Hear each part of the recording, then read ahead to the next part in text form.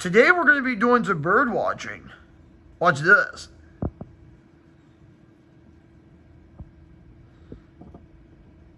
See that? There's the cell phone tower, which I believe is Verizon now.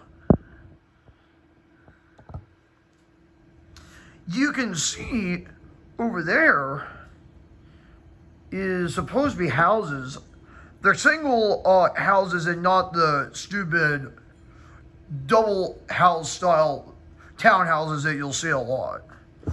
Over there is the cell phone tower. Then you look really closely down here is a garage with some Ford F-150 truck. You'll see a lot of these trees in the background. I'm sorry to say that, but yeah, here. Sorry, there's trees in the background. You'll see some double houses, and pardon the U.S. flag over there. That's interesting to see. And over here is my neighbor Gabe's house. Then what used to be Will's house, and then years ago it used to be Renee and Steve Reyes' house, and then over there is Tom's house. I usually go over there all the time to like help out.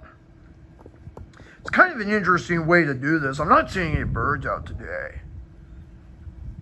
Sorry guys, I'm not even seeing birds out today.